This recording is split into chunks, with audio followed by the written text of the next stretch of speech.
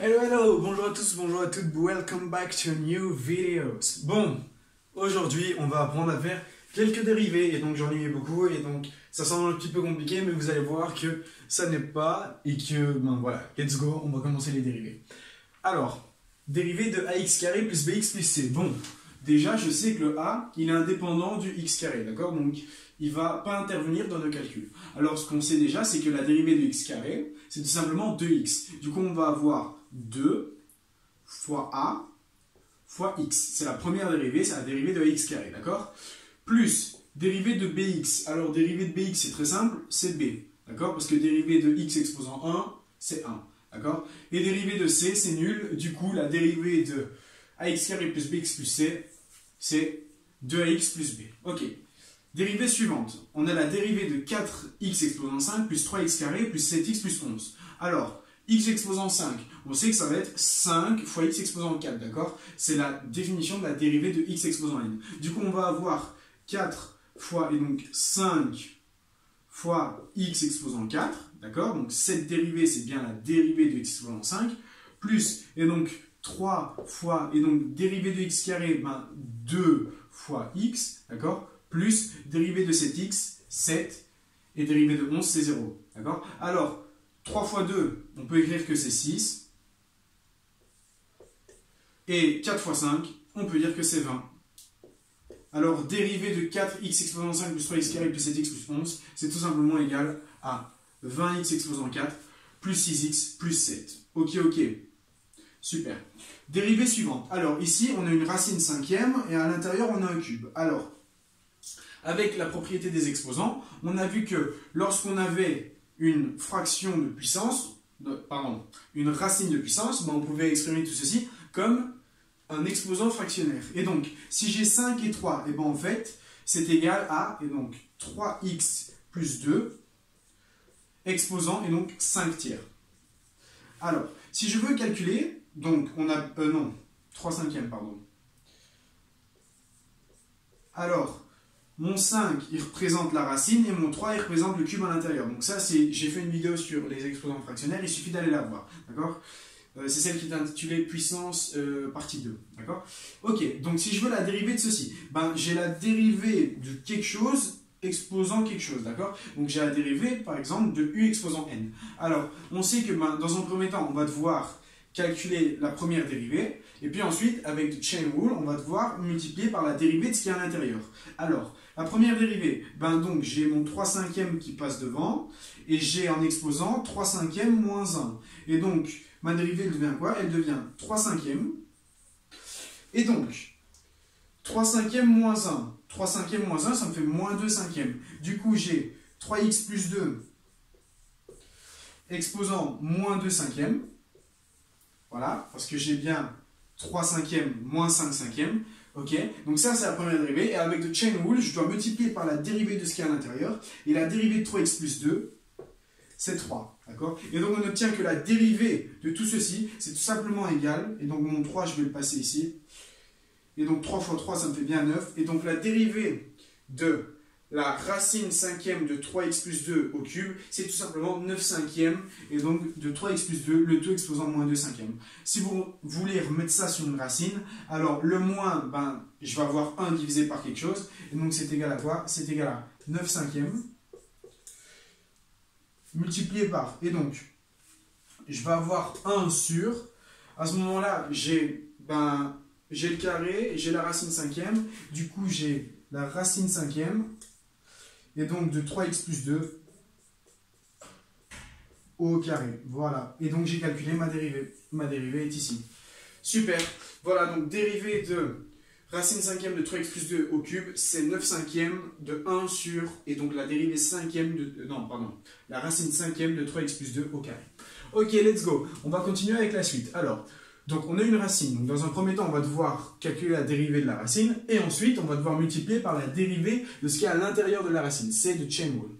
Alors, ben, la dérivée de la racine, c'est tout simplement 1 sur 2 racines. Et donc, je vais avoir 1 divisé par, et donc 2 fois la racine de x au carré plus 3x plus 2. Et donc, je dois multiplier par quoi? Je dois multiplier par la dérivée de ce qu'il y a à l'intérieur. La dérivée de x carré plus 3x plus 2, ben, dérivée de x carré, c'est 2x. Dérivée de 3x, c'est 3. Ok? Donc, j'ai 1 sur 2 racines de x carré plus 3x plus 2, multiplié par 2x plus 3. Ce que je vais faire, c'est que mon 2x plus 3, je vais le passer au numérateur. Et donc, j'ai que la dérivée de la racine de x carré plus 3x plus 2, c'est égal à 2x plus 3 divisé par 2 fois la racine de x carré plus 3x plus 2. Ok, ça c'est pour la dérivée d'une racine. Maintenant, dérivée d'un logarithme népérien ou naturel. Alors, on sait que la dérivée d'un logarithme, ça va être 1 sur ce qui est à l'intérieur. Donc déjà, on peut dire qu'on va avoir 1 sur, et donc le cosinus de x. D'accord? Mais je dois multiplier par la dérivée qui est à l'intérieur. D'accord? C'est le chain rule, encore une fois. Et la dérivée du cosinus, on sait que c'est moins le sinus de x. Et donc, je vais faire passer mon moins sinus de x au-dessus. Qu'est-ce que je vais avoir? Je vais avoir 1 sur le cosinus multiplié par, et donc, moins le sinus de x. Sinus de x sur cosinus de x, c'est la tangente, d'accord? Et donc, la dérivée, c'est moins la tangente de x. Donc, dérivée du logarithme népérien ou naturel du cosinus de x, c'est moins la tangente de x, d'accord? Je fais 1 sur le cosinus de x, je multiplie par la dérivée de ce qui est à l'intérieur, donc du cosinus, et j'obtiens bien moins la tangente. Ok. Alors, dérivée du logarithme de la sécante. Alors, qu'est-ce qu'on sait? On sait que la sécante, c'est égal à 1 sur le cosinus. Donc, sécante de x, c'est 1 sur le cosinus. Donc, en soi, j'ai quoi? J'ai le logarithme népérien et donc de 1 sur le cosinus. Du coup, au lieu d'avoir la séquence, ce qu'on va écrire, c'est qu'on va écrire que j'ai 1 sur le cosinus. Alors, 1 sur le cosinus de x, on peut tout simplement dire que c'est le cosinus de x exposant moins 1. D'accord? Et donc, avec la définition du logarithme népérien, si j'ai le logarithme de quelque chose à une puissance, je peux passer la puissance devant.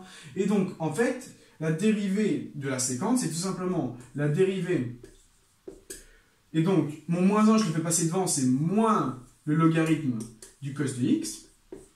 Alors, logarithme du cos de x, la dérivée, on l'a déjà trouvé, c'est moins la tangente. Et donc, si je fais moins la tangente, je vais avoir la dérivée du logarithme de la séquente qui est égale à la tangente. Donc, dérivée de la séquente de x, c'est la tangente. Comment? La séquente, c'est 1 sur le cosinus de x, c'est le cosinus exposant moins 1, je passe mon moins 1 devant avec la règle des logarithmes, j'ai moins le ln du cos de x, on vient de le faire, on a vu que la dérivée c'était moins la tangente, moins la tangente, ça nous fait bien la tangente.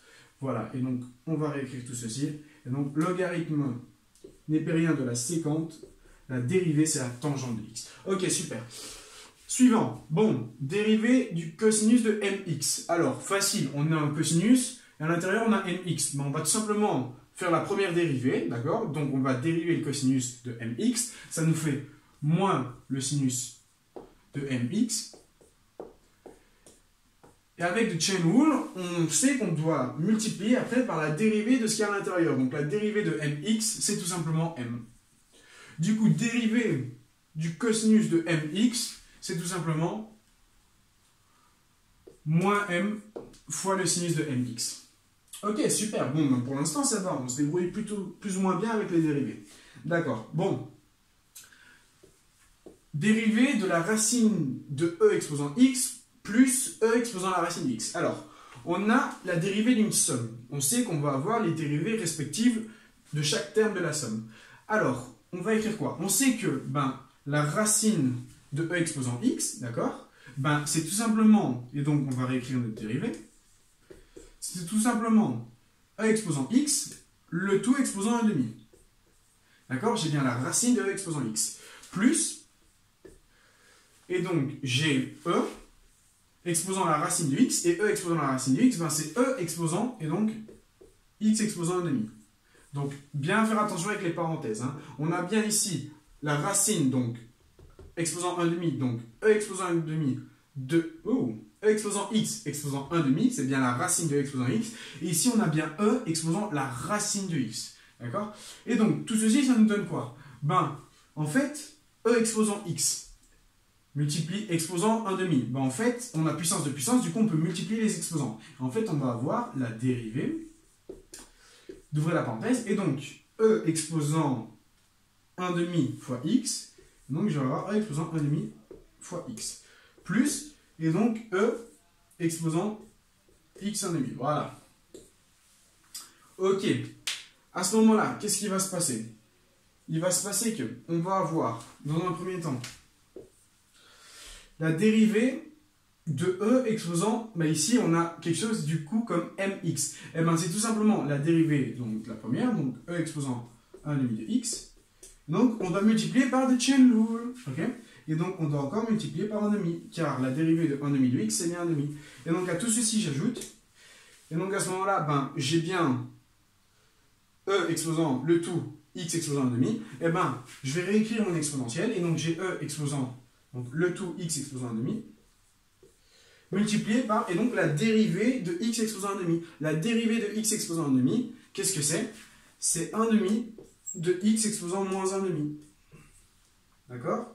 On a bien l'exponentiel, d'accord, multiplié par, et donc la dérivée de l'exponentiel qu'on a au-dessus. On doit multiplier par la dérivée de ce qu'on a au-dessus. Et donc tout ceci, c'est égal à quoi? Eh bien, c'est égal à... Ben, ce que je peux faire, c'est que je peux mettre mon 1 demi en évidence. E exposant 1 demi de x. On a vu, c'est la racine de e exposant x. Ok? Plus, et donc, e exposant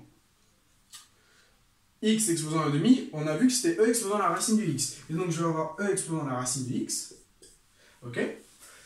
Et donc, mon 1 demi, je l'ai déjà mis en facteur, et il me reste x exposant moins 1 demi. Et x exposant 1 demi, moins 1 demi, pardon, ben, c'est tout simplement 1 sur la racine de x. Et donc, la racine de x passe en dénominateur. Et on a que la dérivée de la racine de e exposant x plus e exposant la racine de x, c'est tout simplement 1 demi de la racine de e exposant x plus e exposant la racine de x sur la racine de x.